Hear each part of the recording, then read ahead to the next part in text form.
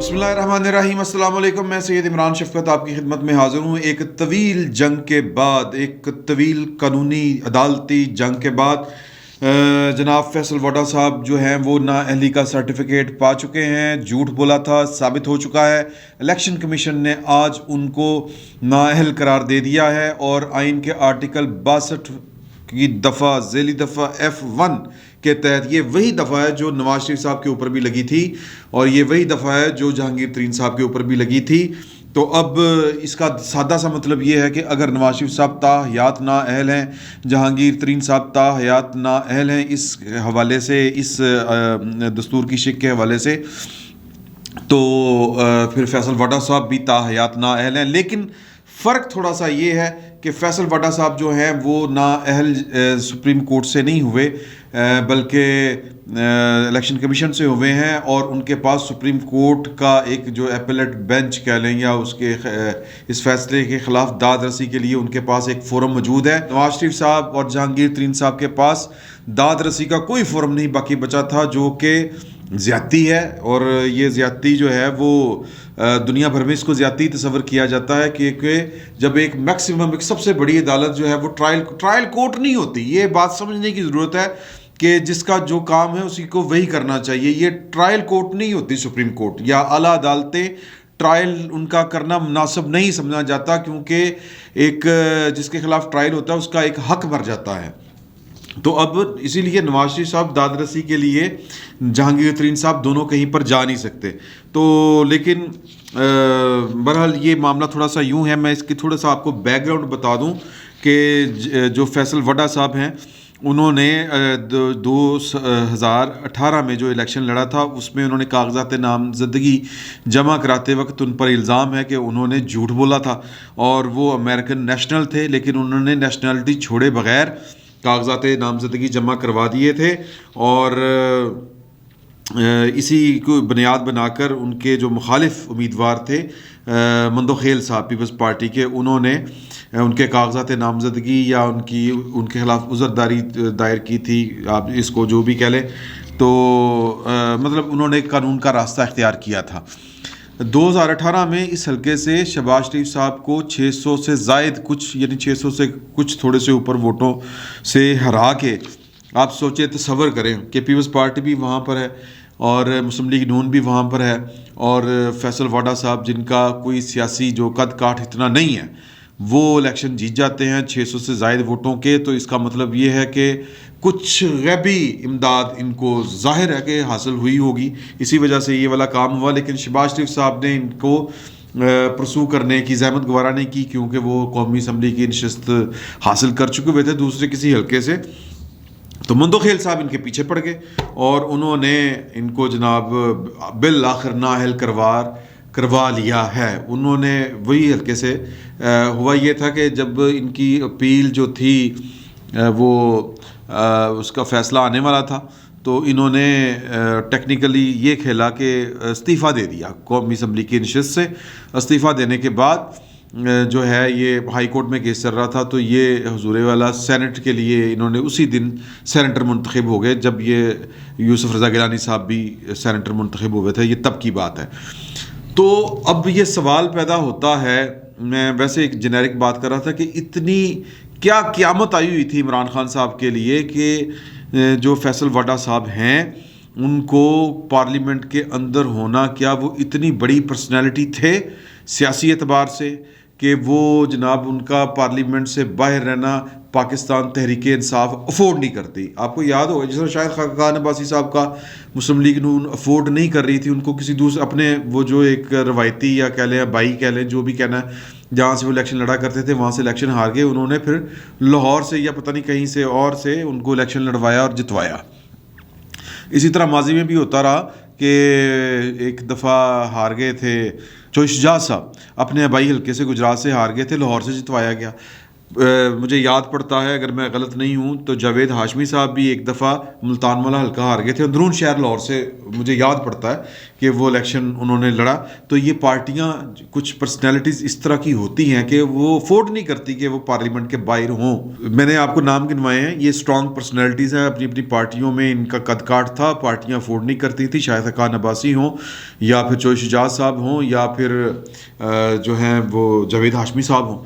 تو بہرحال یہ اب سوال یہ پیدا ہوتا ہے کہ 2011 میں یہ پی ٹی آئی جوائن کرتے ہیں اور اس سے پہلے ان کا پاکستان کی سیاست میں کہیں پر کوئی تذکرہ نہیں تھا. تو یہ کیوں ضروری ہو گیا تھا؟ پہلے تو ٹیکنیکلی آ جائیں اس کے اوپر کہ 19 جون کو ان کے کاغذات نامزدگی منظور ہوتے ہیں اور یہ شہر چھوڑنے کے لیے درخواست 22 جون کو جمع کرواتے ہیں اور مطلب 25 جون کو سرٹیفکیٹ حاصل ہو جاتا ہے. اب جو کہنے والے ہیں وہ یہ کہہ سکتے ہیں کہ مارجن دے، نیت تو بری نہیں تھی، انہوں نے تو چھوڑنی تھی، ڈیٹوں کا آگے پیچھے 1-2 دن کا فرق کوئی قیامت تھوڑی آ گئی ہے. لیکن یہ قانون کے تقاضے ہوتے ہیں کیونکہ سپریم کورٹ قرار دے چکی ہوئی ہے کہ جب کسی بندے نے جس کے پاس دوہری شہریت ہو، اس نے پاکستان کے انتخابی عمل میں حصہ لینا ہو تو اس کو ایک شہریت چھوڑ کر اس کا سرٹیفکیٹ اپنے کاغذات نامزدگی کے ساتھ منسلک کر کے الیکشن کمیشن کو دینا ہوگا. تو یہ کچھ سوچ سمجھ کے فیصلہ کیا ہوگا نا سپریم کورٹ میں. تو یہ والا سین ہے یعنی. لیکن اس کے باوجود 2018 سے اب 2021 آ گیا ہے، 19 20 21 یہ 22 چل رہا ہے، یعنی کہ چوتھا سال چل رہا ہے ان کو.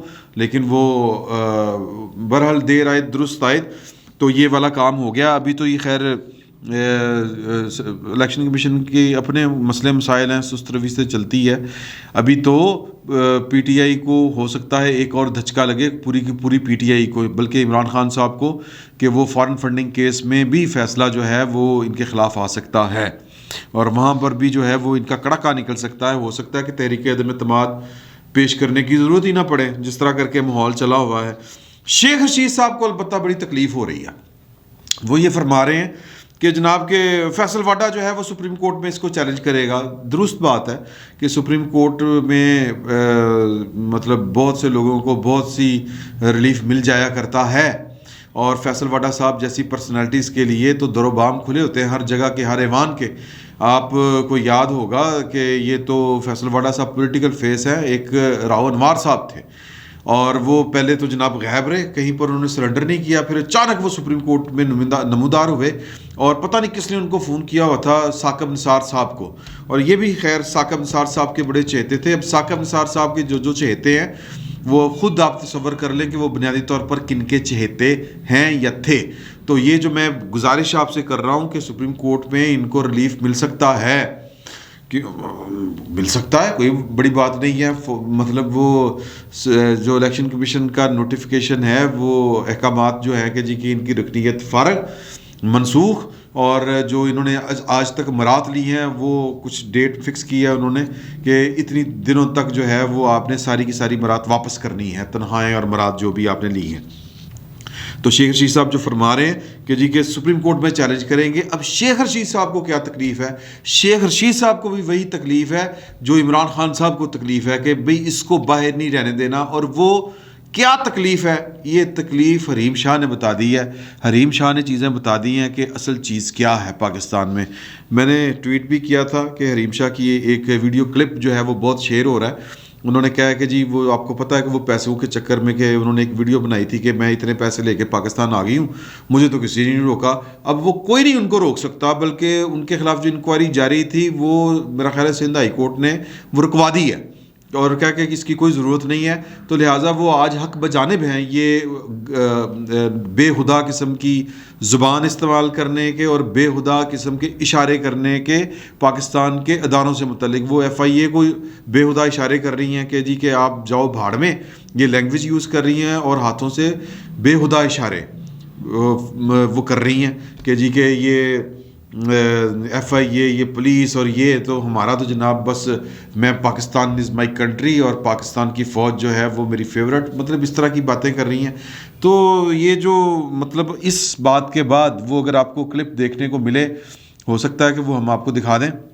ایک الفت ہے, انہی سے میں التماس کروں گی. باقی FIA جائے یوں, اسپیشل برانچ یا یوں, باڑ میں جاؤ دونوں, ہمارا کچھ نہیں بگاڑ سکتے. اور انشاءاللہ آئی لو پاکستان, مائی کنٹری پاکستان, اور پاک آرمی زندہ باد, پاک فوج زندہ باد. اور جب تک پاک آرمی اور پاک فوج ہے نا, تو یہ آپ لوگ نیچے والے کچھ نہیں کر سکتے. سو یوں جائیں باڑ میں, چلو بھر پانی میں ڈوب پڑو, مرو. حریم شاہ نے بیسیکلی پاکستان میں کامیاب زندگی گزارنے کا گر بتا دیا ہے.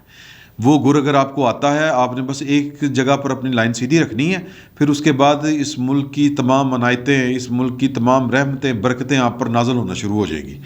تو فیصل واڈا صاحب جو ہیں, ان کا کریکٹر کیا تھا؟ ان کا کریکٹر یہ تھا کہ وہ اپنی لائلٹی جو ہے وہ شو بہت زیادہ, ضرورت سے زیادہ وہ سیکیورٹی فورسز کے ساتھ انہوں نے شو کرتے تھے, اور باقی سسٹم کو انہوں نے اپنی جوتے کی نوک پہ رکھا ہوا تھا. جب چینی کانسولیٹ کے اوپر حملہ ہوا, بڑی ان کے پر تنقید ہوئی. وہ جناب میں فورسز کے ساتھ وردی پا کے, وہ کیا بلٹ پروف جیکٹ پا کے, بندوق ہاتھ میں پکڑ کے, وہ موزر یا TT جو بھی کہتے ہیں اس کو, تو وہ پھر رہے تھے کہ جس طرح کمانڈو ایکشن کرنے والے ہیں وہاں پر.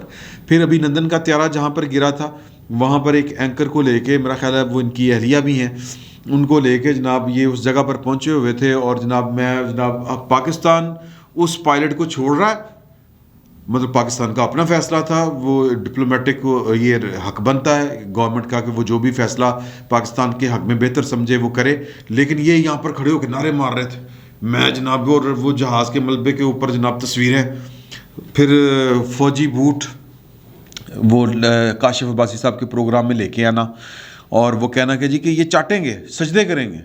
کب کی بات ہے یہ؟ بات ہے جب آرمی ایکٹ میں ترمیم ہوئی, اور جس کے نتیجے میں جنرل قمر جاوید باجوہ صاحب کو جو ہے عمران خان صاحب نے یا ان کی حکومت نے توسیع دے دی تھی 3 سال کی ان کی مدت ملازمت میں.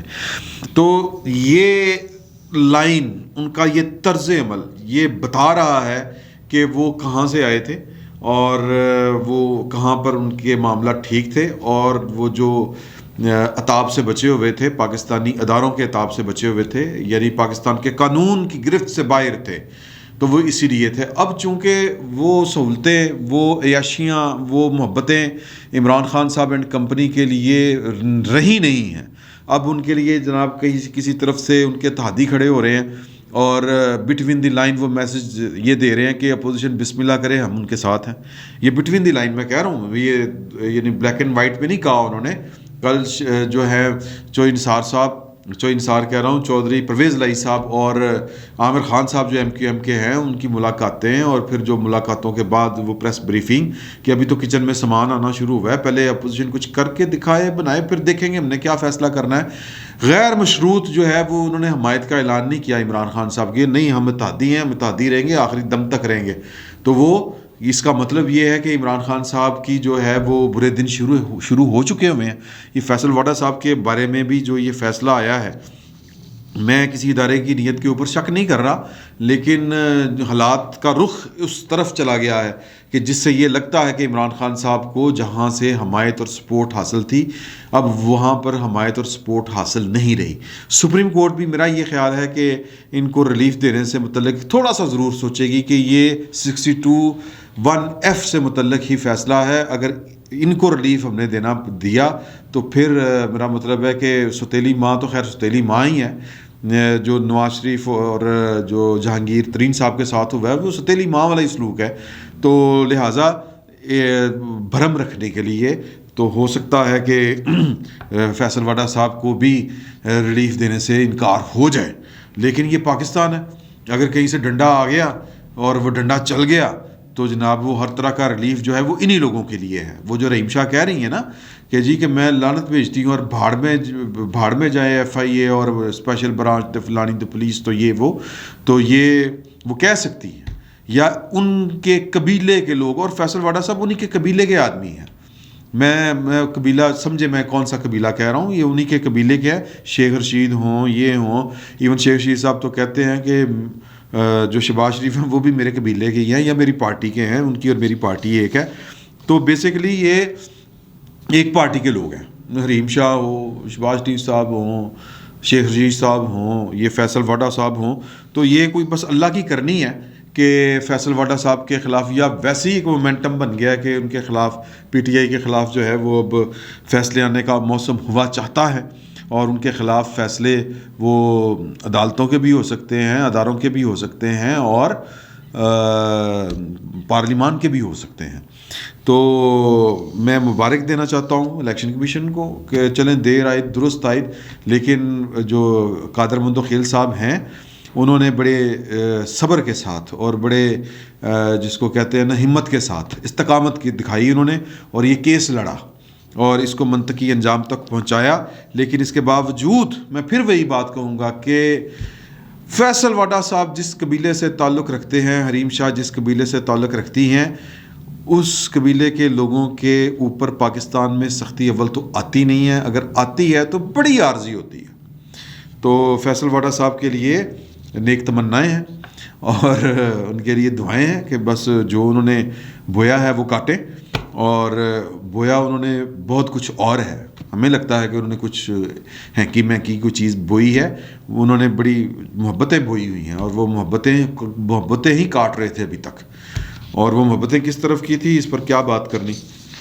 فی الوقت یہ ہے کہ سلسلہ چل رہا ہے، یوں لگ رہا ہے کہ پی ٹی آئی کے خلاف جو ہے وہ حالات کا دھارا جو ہے وہ اپنا رخ اختیار کر رہا ہے، تو ہو سکتا ہے آنے والے دنوں میں پی ٹی آئی کے خلاف اور بھی بڑے فیصلے آئیں۔ فی الوقت اتنا ہی، بہت بہت شکریہ آپ کا۔